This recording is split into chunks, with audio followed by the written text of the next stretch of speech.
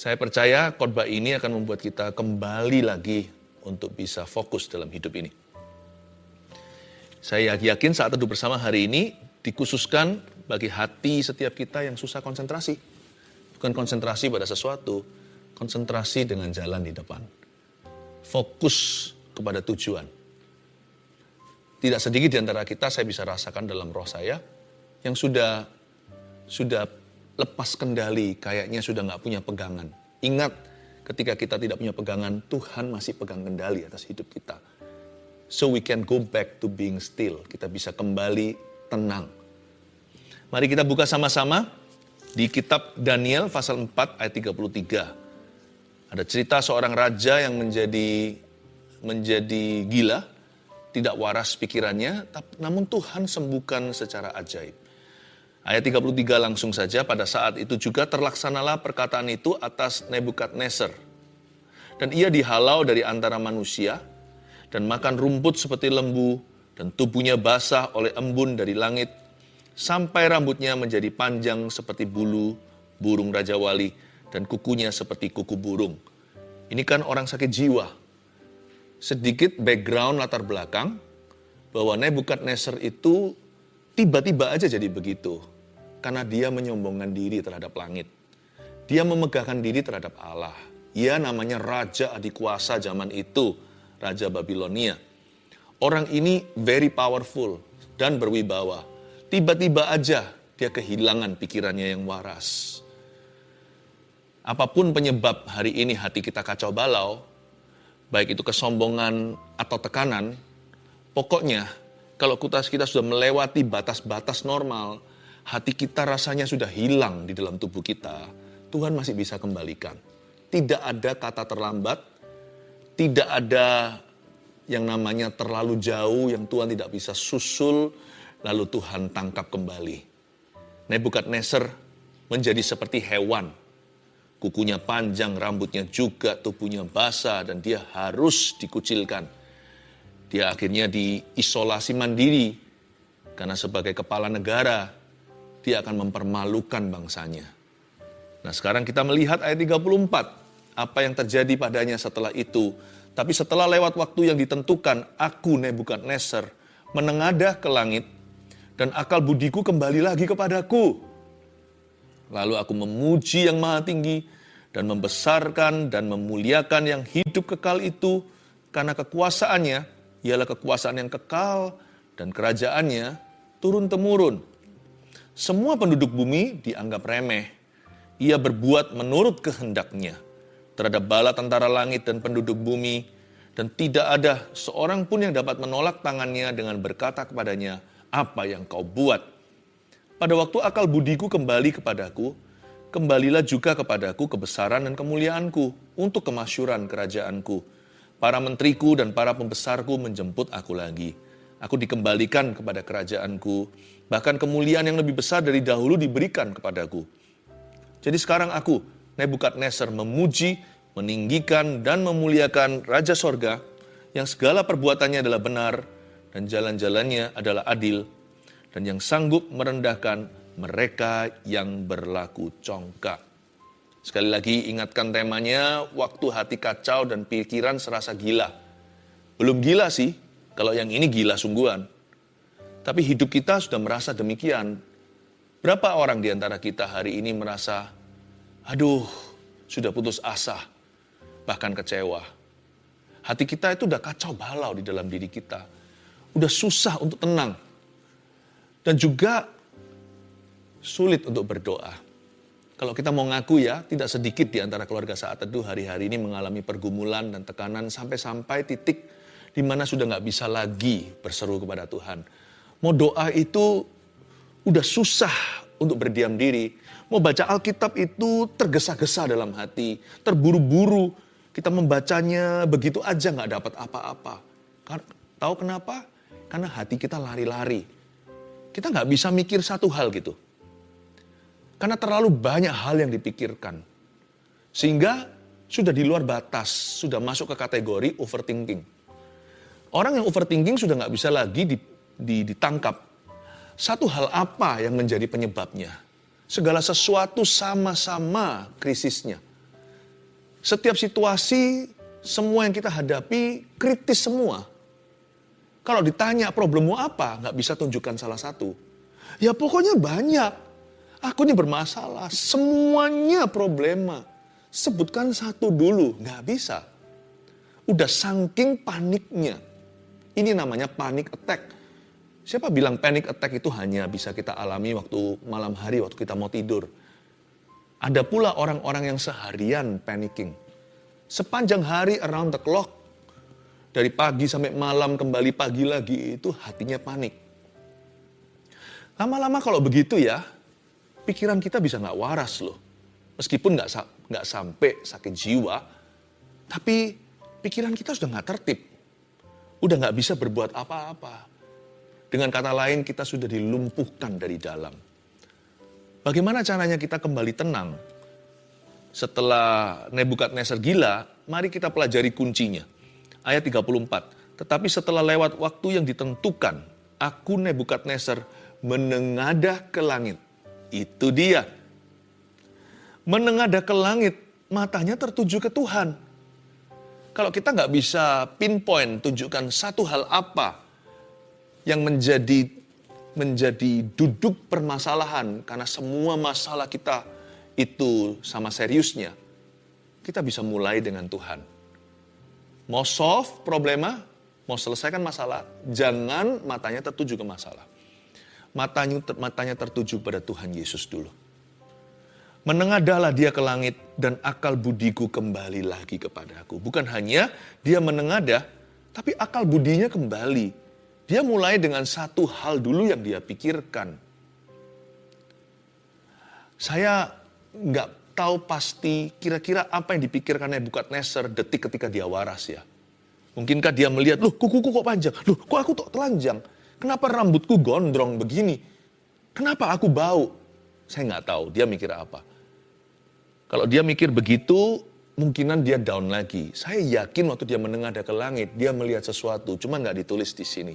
Mungkinkah dia lihat ciptaan Allah yang begitu indah dan dia ingat penciptanya?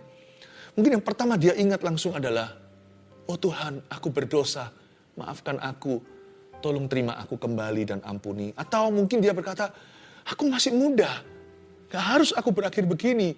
Tuhan tolonglah aku bangkit kembali. Mungkin yang pertama dia pikirkan adalah kerajaannya. Hal kesatu yang muncul dalam benaknya, waduh kerajaanku bagaimana? Keluargaku seperti apa sekarang? Aku udah tinggal berapa lama? Nebukadnezar begini bukan mingguan loh. Cukup lama. Apa yang pertama kali Anda pikirkan itu menentukan apakah Anda keluar dari masalah itu atau terjerumus lebih dalam. Tulis dulu poin nomor 1 sebelum nanti saya lanjutkan. Waktu hati kacau dan pikiran serasa gila ya, ini saran saya. Arahkan hati pada satu hal dan serahkan sisanya. Arahkan hati pada satu hal dulu. Apa itu terserah, misalkan Anda punya 1001 problema. Anda mulai dengan satu problem dulu bawa ke Tuhan. Peduli amat apakah problema tersebut yang terkecil atau terbesar. Pokoknya pilih salah satu, jangan pujasera. Janganlah buffet. Jangan grosir tapi retail. Jangan makan sepuasnya. Pesan a la carte atau langsung dari menu mau nasi goreng atau mie goreng. Atau mau kuah. Pilih satu dulu, gandeng Yesus. Kalau satu itu solve, berubah trennya setelah itu mulai solusi. Dihitung-hitung kembali nanti ketika menoleh ke belakang, ternyata nggak 1001 kok, kita ini jago membesar-besarkan. Kita merasa sudah kiamat karena segala sesuatu yang kita alami itu buruk. Kiri kanan kulihat semuanya permasalahan. Tapi sebenarnya nggak seburuk dan seberat yang kau kira. Kalau kita bisa serahkan satu ke Tuhan, sebentar lagi kita bisa serahkan semuanya. Kuncinya di sini. Tenanglah. Langsung arahkan matamu ke sorga dan pilih satu case, satu kasus, satu isu atau satu hal yang selama ini memberatkan hatimu. Mulai dengan itu dulu, dengan mata menengadah kepada Tuhan, carilah firman, masuklah hadirat Tuhan. Nanti lihat ya, rubuh tuh yang namanya tembok Yeriko. dari kiri ke kanan. Mungkin dari kiri ke kanan atau kanan ke kiri, nggak ada masalah. Apa bedanya? Kalau sampai ada satu batu yang hancur, seluruh tembok sebentar lagi akan dihancurkan. Kuncinya terletak pada mulailah dengan satu hal. Lalu aku memuji yang maha tinggi ayat 34b dan membesarkan serta memuliakan yang hidup kekal itu. Karena kekuasaannya, ingat ya kekuasaannya. Ialah kekuasaan yang kekal dan kerajaannya turun-temurun. Jangan lupa. Yang menyerukan ini adalah orang yang berkuasa juga. Dia adalah raja adikuasa. Nebukadnezar ini di bagian dunia sebelah sana, zaman itu dalam peradaban Timur Tengah, Nebukadnezar itu super power. Tapi yang membuat dia gila adalah karena dia terlalu percaya pada kekuatannya sendiri. Apa yang membuat kita frustrasi kalau jujur nih? Adalah karena kita terlalu mengandalkan manusia. Lalu ambruklah semua harapan. Lalu kita kehilangan pegangan. Nebukadnezar juga sama. Tapi kali ini dia bertobat. Dia berbalik arah. Dia mengarah ke sorga. Sekarang yang dia muliakan dan puji adalah yang maha tinggi. Yang dia muliakan yang hidup kekal itu. Dan ia mengakui kekuasaannya. Ialah kekuasaan yang kekal. Kerajaannya turun-temurun. Luar biasa enggak? Makanya kalau kita mau sembuh, kalau kita mau keluar dari persoalan, kalau kita mau menang, jikalau kita ingin melihat terobosan dalam jiwa kita, lalu kemudian dalam hidup kita, janganlah mengandalkan kekuatanmu sendiri atau kekuatan manusia. Maka itu tuliskan, poin nomor 2. Waktu hati kacau dan pikiran serasa gila, ini yang perlu Anda dan saya lakukan. Jangan katakan, aku bisa. Tapi Tuhan akan melakukannya melalui saya. Ubah pengakuan mulutmu. Itu akan membawamu pada kesembuhan. Itu akan menarik kita masuk hadirat Tuhan. Itu akan mendorong kita selangkah lagi dekat pada solusi problema. Jangan katakan, I can. Aku bisa, kecuali I can do all things through Him who gives me strength. Aku bisa melakukan segala perkara, menanggung segala sesuatu dalam Dia yang memberiku kekuatan atau kuasa. Jangan katakan aku bisa, tapi katakan Tuhan yang akan melakukannya untuk aku. Aku tidak bisa keluar dari hutang ini, memang iya, tapi Tuhan akan melakukannya bersama dengan saya. Aku tidak bisa ampuni orang itu sudah sangat merugikan keluarga kami. Tapi bersama Tuhan, aku akan bisa. Tuhan akan memberiku kekuatan. Tuhan akan memberiku roh pengampunan. Aku tidak bisa berdoa. Tapi biarkan Roh Kudus di dalam diriku membantuku dalam kelemahan ketika aku tidak tahu harus bagaimana berdoa. Dia berdoa dengan seruan tak terucapkan. Aku tidak bisa percaya, tapi aku percaya. Aku tidak bisa percaya lagi akan janji Tuhan, rasanya aku sudah putus asa dan sudah pupus pengharapan. Tapi ketika Anda buka Alkitab, bukalah hatimu, taburi aku dengan firman karena iman timbul dari pendengaran. Biar Tuhan yang mengerjakan di dalam dirimu. Anda semi pasif aja. Aktivitas Anda hanya satu, akui dengan iman bahwa Tuhan bisa. Tuhan masih mampu dan Tuhan akan melakukannya melalui dirimu. Saya selalu mengucapkan kalimat ini dalam bahasa Inggris dulu, nanti saya terjemahkan. Ketika saya lemah iman, saat saya kurang percaya, ketika saya hampir give up atau sudah ingin menyerah, saya selalu ingatkan diri saya sendiri dengan pengakuan-pengakuan di mulutku. Dengan pengakuan iman ini. God has done it for me. And He will do it through me and with me. Saya katakan begini dalam bahasa Indonesianya. Tuhan sudah melakukannya untuk saya. Saya selalu ingat apa yang Tuhan lakukan bagi kita. Yesus lakukan 2000 tahun lalu. Saya selalu menoleh lagi dan lagi ke Kalvari. Satu hal yang kita diperbolehkan untuk menoleh ke belakang, bukan untuk mengingat-ingat lagi kesalahan orang lain, atau mengingat-ingat kegagalan kita sendiri. Jangan hidup di masa lalu, jangan hidup dalam trauma, jangan ingat-ingat dosa. Apalagi kita mengulangi dosa yang sudah kita tinggalkan. Tapi satu hal diperbolehkan. Kita boleh menoleh ke belakang dan kita tidak akan menjadi tiang garam seperti istri Lot. Kita selalu diperbolehkan untuk referensi kembali kepada Kalvari 2000 tahun yang lalu. Kalau Anda memang mau menengok ke belakangmu, tengoklah Golgota. He has done it for me. Jesus has done it for me. He has bought that for me. Yesus sudah melakukannya untuk aku. Dan Yesus sudah membelinya untuk aku. Tuhan akan melakukannya lagi bagi saya hari ini. Yesusku tidak berubah dahulu, sekarang, sampai selama-lamanya. Kali ini Tuhan akan melakukannya melalui saya. Kalau saya bisa melakukan ini atau melaksanakan kehendak Allah. Kalau saya bisa menang, itu Tuhan yang melakukannya melalui aku, di dalam aku. He will do it through me. And He will do it with me. Dia akan melakukannya bersama dengan saya. Itu lama-lama ya, membuat kita bangkit. Membuat yang paling gila pun jadi waras. Pikiran yang paling kacau pun dan bengkok-bengkok akan lurus. Hati yang paling gelisah, paling galau pun akan tenang seperti samudera yang ditegur oleh Tuhan.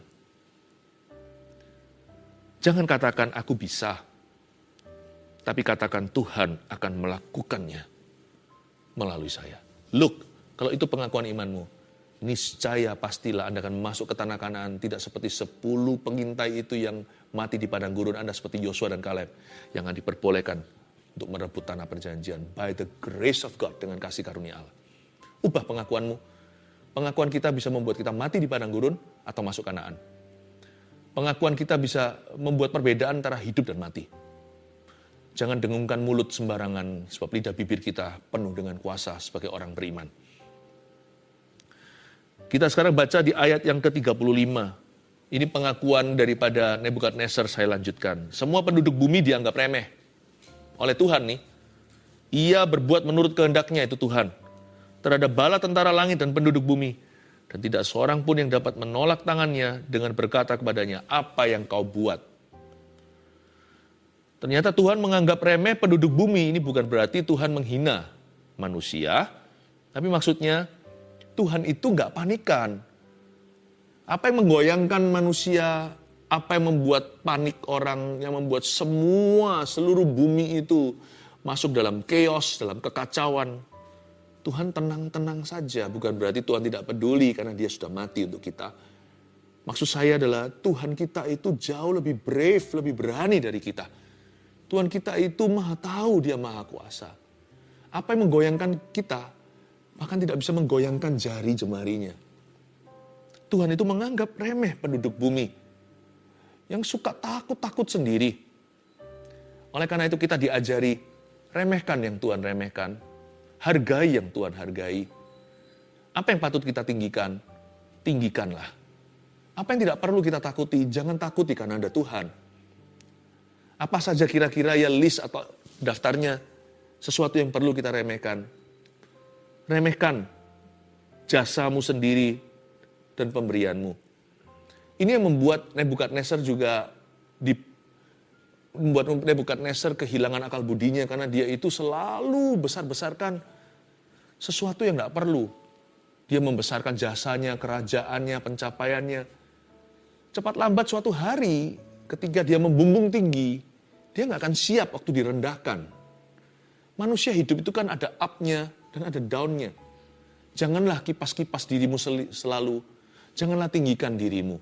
Supaya nanti waktu hidup membawa kita turun, kita nggak stresan. Nebukadnezar itu terlalu membanggakan jasa dan kerajaannya. Remehkan. Remehkan juga saat-saat ketika Anda dizolimi sama orang. Apa yang nggak usah dipikiri, nggak usah dipikiri. Ampuni saja. Ngapain sih kita bergulut dengan sesuatu yang Tuhan tidak suruh? Kenapa kita bergulat dengan memori-memori yang Tuhan bilang buang? Ketika kita itu disalahi, diperlakukan tidak adil, remehkan. Asal hati kita benar dan kita serahkan ke Tuhan, kita responi segala sesuatu dengan firman, sudahlah. Please do not mind. Udahlah, jangan keberatan. Kalau kita keberatan dengan perlakuan orang lain kepada kita, orang lainnya juga acuh tak acuh, tak peduli, tapi kita yang keberatan yang akhirnya penyakitan. Remehkan. Berapa orang stres itu stres yang nggak perlu. Ada stres yang bagus, stres kerja, itu baik sih. Itu membuat kita jadi mengutamakan persiapan, sehingga kita sungguh-sungguh dalam performa. Stres ujian, ulangan membuat seorang mahasiswa belajar. Stres kompetisi, rivalry atau persaingan yang sehat membuat seorang atlet latihan agar dia menjadi juara. Tapi terus terang, tidak semua stres itu bagus. Ada stres yang nggak perlu. Saya yakin ya, sebagian di antara kita hari ini itu tertekan batinnya. Bukan karena Tuhan izinkan, tapi karena Anda izinkan. Udahlah, remehkan. Kalau kita pernah disalahi dan sebagainya. Ampuni, tutup buku. Ngapain dipikiri? Tuhan tuh meremehkan penduduk bumi. Remehkan juga apalagi pujian orang. Itu juga perlu diremehkan, bukan hanya hinaan. Dipuji orang nggak usah terus dipikirin, apalagi dibumbuin, lalu didengung-dengungkan, di replay lagi. Lama-lama akan membuat kita jadi lupa diri. Orang yang terlalu banyak kena pujian dan dia nikmati, orang itu tidak punya vaksinasi. Sedikit virus persoalan tiba, orang itu akan terkapar sudah. Udahlah, pujian jangan terlalu dipikirkan. Hinaan juga jangan terlalu dipikirkan. Renungkan firman Tuhan siang dan malam, membuat hati kita waras, pikiran juga waras. Haleluya. Ayat 36. Pada waktu akal budiku kembali kepadaku, kembalilah juga kepadaku kebesaran dan kemuliaanku untuk memasyurkan kerajaanku. Para menteriku dan para pembesarku menjemput aku lagi, aku dikembalikan pada kerajaanku. Bahkan kemuliaan yang lebih besar dari dahulu diberikan kepadaku. Luar biasa enggak? Saya nubuatkan kalau Anda setelah saat teduh bersama hari ini bisa konsentrasi lagi. Ini yang saya sampaikan kan semuanya saran-saran praktis dari firman. Ini adalah solusi agar jiwa Anda tenang lagi. Dan supaya Anda bisa fokus kembali kepada panggilanmu. Fokus kepada jalan di depan itu. Supaya kita bisa konsentrasi penuh. Saya yakin, setelah ini akan ada terobosan baru bagi dirimu. Katakan amin. Setelah ini akan ada kemuliaan yang lebih besar yang akan menjemputmu. Seperti para menteri dan para pembesar Nebukadnezar menjemput dia. Ketika akal budinya kembali, nggak harus kita itu gila dulu baru akal budi kembali. Sebagian di antara kita itu sudah serasa gila. Belum gila, tapi sudah kehilangan akal budi sehatnya. Apa-apa kerja itu gerusah-gerusuh, tidak pernah tenang mengerjakannya. Apapun yang tidak tenang kerjanya, Anda tidak bisa merajut dengan indah. Apapun yang tangannya gemetaran, tidak akan bisa jadi itu sulam-sulaman. Hidup itu indahnya, glori kemuliaan Allah itu pada detil-detil kehidupan kita. Nah kalau kita gemetaran tangannya, atau kita nggak tenang, terkesan terburu-buru dan tergesa-gesa, mana bisa hasil rajutan kita indah. Makanya itu kita jadi orang yang nggak pernah bagus apapun yang dilakukannya. Dikerjakannya nggak pernah lulus. Segala sesuatu yang diselesaikannya nggak pernah rampung. Makanya itu kalau Anda bisa tenang lagi sesuai dengan firman hari ini, saya tahu hadirat Tuhan akan membuatmu tenang. Saya yakin akan ada kemuliaan lebih besar yang Tuhan berikan dalam kehidupan Anda, apalagi tahun depan. Akal budimu kembali juga kebesaran dan kemuliaanmu, serta kemasyuranmu. Amin. Jadi sekarang, aku Nebukadnezar, perhatikan ayat yang terakhir. Sekarang itu resolusi. Aku Nebukadnezar memuji, meninggikan, dan memuliakan Raja Sorga, yang segala perbuatannya adalah benar dan jalan-jalannya adalah adil. Dan yang sanggup merendahkan mereka yang berlaku congkak. Ayat 37, jadi sekarang resolusinya adalah memuji, meninggikan, memuliakan Raja Sorga. Ini kan pujian penyembahan. Lalu dalam pujian penyembahan itu dia terus menyanyikan atau mengaku-ngakui atau menyebut-nyebutkan segala perbuatan Allah yang benar. Itu kan lirik pujian. Menyebutkan perbuatan Tuhan yang benar. Dan mendeklarasikan jalan-jalannya yang adil. Besar dan ajaiblah karyamu, adil dan benarlah jalanmu. Itu salah satu lirik lagu yang saya barusan quote. Nebukadnezar memuji dan menyembah Allah Israel. Dia praise and worship Jesus. Memuji dan menyembah Tuhan Yesus di perjanjian lama. Luar biasa.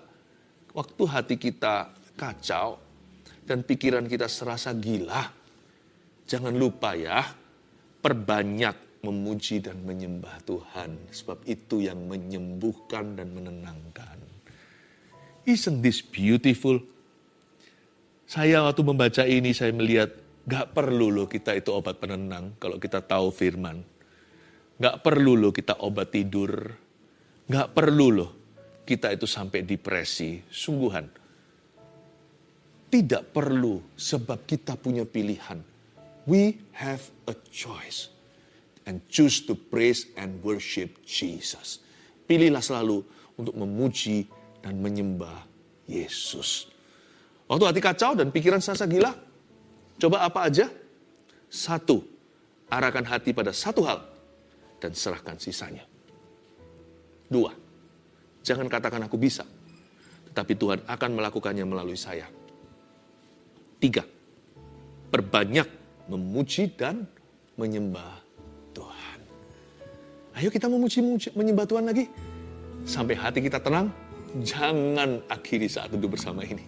Saya tunggu sampai setiap hati yang gelisah tenang kembali.